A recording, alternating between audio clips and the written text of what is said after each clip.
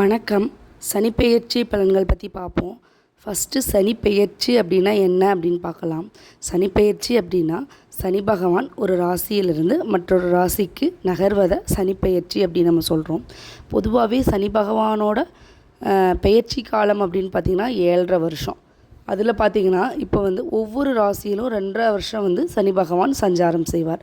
இப்போது ஒரு எக்ஸாம்பிளாக பார்த்திங்கன்னா கும்ப ராசியில் சனி பகவான் இருக்கார் அப்படின்னு பார்த்திங்கன்னா கும்பத்தில் 2.5 வருஷம், கும்பத்திற்கு முன்னாடி ராசியிலும் கும்பத்திற்கு பின்னாடி ராசியிலும் 2.5 வருஷம் இருப்பார். இப்படி தான் சனி பகவானோட பெயர்ச்சி காலம் இப்படி தான் இருக்கும். இப்போ கும்பத்தில் 2.5 வருஷம் அப்படின்னு பார்த்திங்கன்னா மகரத்தில் ஒரு 2.5 வருஷம், கும்பத்தில் ஒரு 2.5 வருஷம், மீனத்தில் 2.5 வருஷம், இப்படி தான் சனி பகவானோட பெயர்ச்சி காலம் இருக்கும். அப்போ கும்ப ராசிக்காரர்களுக்கு ஜென்ம சனி அப்படின்னு அர்த்தம், மீன ராசிக்காரர்களுக்கு விரய சனி அப்படின்னு அர்த்தம், மகர ராசிக்காரர்களுக்கு பாத சனி அப்படின்னு அர்த்தம். இந்த மாதிரி தான் சனி பெயர்ச்சியை நம்ம கணக்கிடணும். பொதுவாகவே சனி பகவானை நம்ம சனீஸ்வரர்னு சொல்லுவோம். ஈஸ்வரனுக்கு அடுத்து நவகிரகங்கள்லேயே ஈஸ்வரன் பட்டம் பெற்ற ஒரே கிரகம் அப்படின்னு பார்த்திங்கன்னா சனீஸ்வரர் மட்டும்தான்.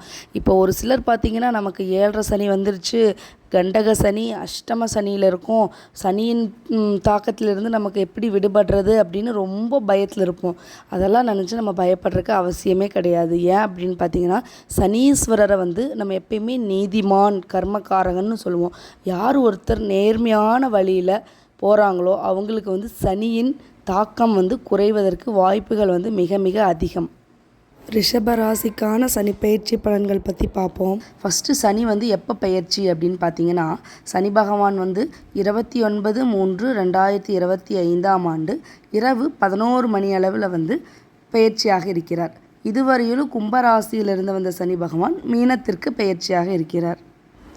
எந்த பெயர்ச்சியாக இருந்தாலுமே, குரு பெயர்ச்சியாக இருந்தாலும், சனி பெயர்ச்சியாக இருந்தாலும், ராகு கேது பெயர்ச்சியாக இருந்தாலும், எந்த ஒரு பெயர்ச்சியிலுமே 40% மட்டும்தான் கோச்சார பலன்களை தரும். மீதி 60% அப்படின்னு பார்த்திங்கன்னா தனிப்பட்ட ஜாதகரோட கட்ட அமைப்பை பொறுத்தும் நடக்கும் தசாபுத்திகளை பொறுத்தும் பலன்கள் வேறுபடும். பொதுவாகவே சனி பகவான் அப்படின்னு எடுத்துட்டிங்கன்னா எந்தெந்த இடங்களில் சுப பலன்களையும் எந்தெந்த இடங்களில் அசுப பலன்களையும் தரும் அப்படின்னு பார்த்திங்கன்னா சனி பகவானுக்கு 3, 6, 11ஆம் இடங்கள்லாம் சனி பகவான் இருந்தார்னா நல்ல ஒரு சுப பலன்களை தருவதற்கு வாய்ப்புகள் அதிகம். அடுத்தது 1, 2, 12ஆம் இடங்கள்லாம் சனி பகவான் வரும்போது அசுப பலன்கள் தருவதற்கு வாய்ப்புகள் அதிகம். அடுத்ததாக பார்த்திங்கன்னா 4ஆம் இடம் 8ஆம் இடமே, 4ஆம் இடம்னா அர்த்தாஷ்டம சனின்னு சொல்லுவோம், 8ஆம் இடம்னா அஷ்டம சனின்னு சொல்லுவோம். அந்தந்த இடங்களுக்கு சனி பகவான் வரும்போதும் சுப பலன்களை விட அசுப பலன்களுக்கு தான் வாய்ப்புகள் அதிகம். அடுத்ததாக பார்த்திங்கன்னா 5ஆம் இடம் 7ஆம் இடம் 9ஆம் இடம் 10ஆம் இடங்களில் சனி பகவான் பயணிக்கும் போது சுப பலன்களும் அசுப பலன்களும் இரண்டும் கலந்து நமக்கு பலன்கள் அளிக்கும். ரிஷப ராசிக்கான சனிப்பெயர்ச்சி பலன்கள் பற்றி பார்க்கலாம். இதுவரையிலும் ரிஷப ராசிக்காரர்களுக்கு தொழில் ஸ்தானமான 10ஆம் இடத்தில் இருந்து வந்த சனி பகவான் இந்த சனிப்பெயர்ச்சிக்கு பிறகு லாபஸ்தானமான 11ஆம் இடத்திற்கு பெயர்ச்சியாக இருக்கிறார்.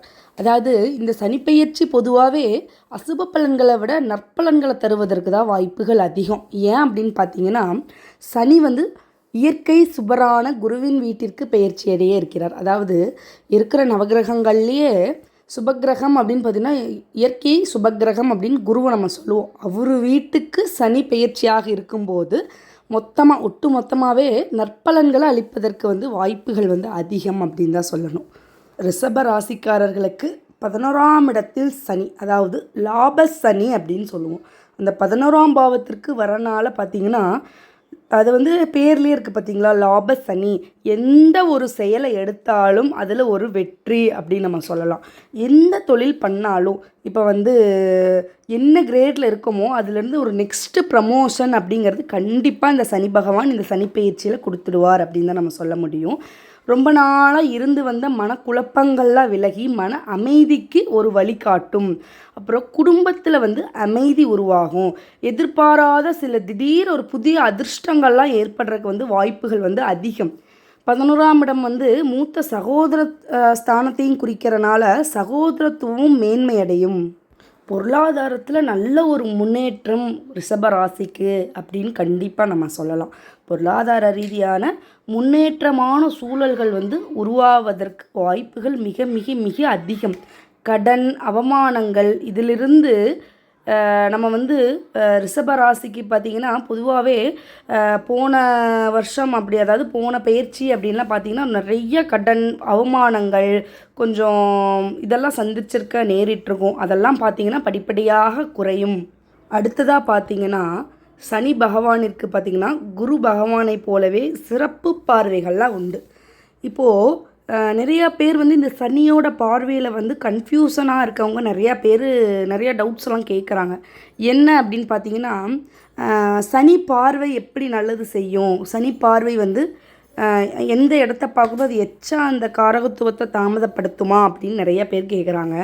அதாவது இப்போ பொதுவாகவே குருவிற்கு வந்து ஸ்தான பலத்தை விட பார்வை பலம் சிறப்பு அப்படின்னு சொல்லுவோம். சனி பகவானிற்கு வந்து ஸ்தான பலம் சிறப்பு, பார்வை பலன் குறைவு அப்படின்னு தான் நம்ம சொல்லுவோம்.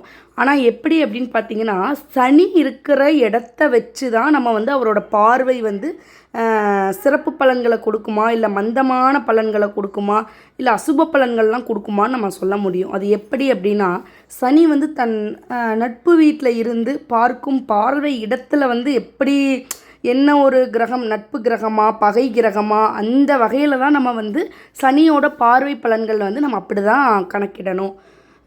இப்போ வந்து பார்த்திங்கன்னா சனி வந்து தான் நின்ற இடத்திலிருந்து, சனிக்கு பார்த்திங்கன்னா 3, 7, 10 அப்படின்னு சிறப்பு பார்வைகளாக இருக்குது. மீன ராசியிலிருந்து 3ஆம் பார்வையாக ராசிஸ்தானத்தையும், 7ஆம் பார்வையாக புத்திரஸ்தானத்தையும், 10ஆம் பார்வையாக அஷ்டமஸ்தானத்தையும் பார்வையிட இருக்கிறது.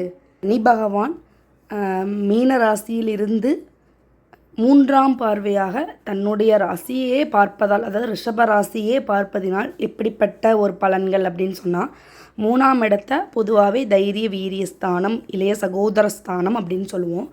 அந்த ஸ்தானத்தை சனி பகவான் பார்க்கறனால நமக்கு வந்து மனோரீதியான ஒரு திடமான ஒரு மனோபக்குவம் அப்படிங்கிறது கண்டிப்பாக நம்ம வந்துடும். எந்த ஒரு முடிவு எடுத்தாலும் தைரியமாக அந்த மனோபக்குவத்தோடு எடுத்து சொல்லக்கூடிய கெப்பாசிட்டி அப்படிங்கிறது கண்டிப்பாக வந்துடும்.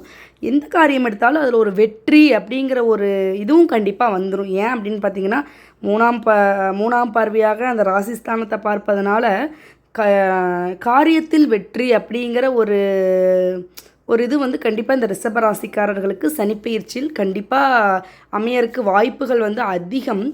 நம்ம இருந்தாலும் என்ன பண்ணணும் அப்படின்னா, சில இடங்களில் பொறுமையாகவும் நம்மளோட மனசை தெளிவாகவும் வச்சுக்கிறது ரொம்ப நல்லது. ஏதோ ஒரு வகையில் வந்து நம்மளை வந்து சறுக்கி விடுறதுக்கு வாய்ப்பு இருக்குது.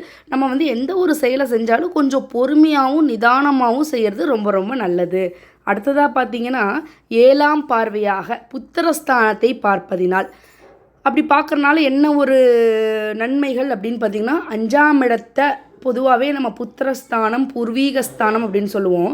அந்த பூர்வீகஸ்தானத்தை சனி பகவான் பார்ப்பதினால் அந்த பூர்வீக சொத்துக்கள் விஷயங்களில் கொஞ்சம் பொறுமையாக செயல்படணும். நம்ம வந்து ஏதாவது நம்ம விற்கிறோம் வாங்குகிறோம் அப்படின்னா அதில் வந்து கொஞ்சம் நம்ம ஜாக்கிரதையாக பொறுமையாக நம்ம எடுத்தோம் கவுத்தோன்னு சட்டுன்னு பண்ணாமல் கொஞ்சம் பொறுமையாக பண்ணுறதுல வந்து ஒரு சிறப்பு அப்படின்னு சொல்லலாம். குலதெய்வ வழிபாடு பண்ணுவது நல்லது. இந்த காலகட்டத்தில் வந்து ரிஷபராசிக்கு குலதெய்வ வழிபாடு வந்து பண்ணுறது நல்லது. உடல் ஆரோக்கியம் சம்பந்தமான பிரச்சனைகள் குறைவதற்கு வாய்ப்புகள் வந்து அதிகம். அடுத்ததாக பார்த்திங்கன்னா, 10ஆம் பார்வையாக அஷ்டமஸ்தானத்தை பார்ப்பதால், அஷ்டமஸ்தானம் 8ஆம் இடத்தை பார்ப்பதினால் எப்படிப்பட்ட பலன்கள் அப்படின்னு பார்த்தோம்னா, நீண்ட காலமாக இருந்து வந்த நெருக்கடியான பிரச்சனைகள் வந்து படிப்படியாக குறையும். ஏன் அப்படின்னா, சனியோட பார்வை 10ஆம் இடம் அப்படிங்கிறது தனுசு வீட்டை குறிக்குது. அந்த தனுசு வீட்டில் பார்த்திங்கன்னா குருவோட வீட்டையே அந்த சனி பகவான் பார்க்குறப்போ ஏதாவது பிரச்சனைகள் வந்து படிப்படியாக குறைவதற்கு வாய்ப்புகள் வந்து அதிகம். அப்புறம் எதிர்பாராத சில பண வரவுகள், நம்ம ரொம்ப நாளாக இந்த பணம் வந்து ஒருத்தர்கிட்ட சிக்கிட்டு வரவே இல்லையே அப்படின்னு நினச்சிட்டு இருந்தோம்னா, எதிர்பார்க்காத நேரத்தில் அந்த பண வரவுங்கிறது கண்டிப்பாக வந்து சேருவதற்குண்டான வாய்ப்புகள் அதிகம். இது போன்ற பயனுள்ள ஆன்மீகம் மற்றும் ஜோதிட தகவல்களை பெறுவதற்கு அஸ்ட்ரோபவி அப்படிங்கிற சேனலை சப்ஸ்கிரைப் பண்ணாமல் பார்த்துட்டு இருந்தீங்கன்னா கண்டிப்பாக சப்ஸ்கிரைப் பண்ணுங்கள். பக்கத்தில் இருக்க பெல் ஐக்கானை கிளிக் பண்ணுங்கள். அப்போ தான் நாங்கள் அப்டேட் பண்ணுற வீடியோஸ் உங்கள் நோட்டிஃபிகேஷனில் வரும். நன்றி.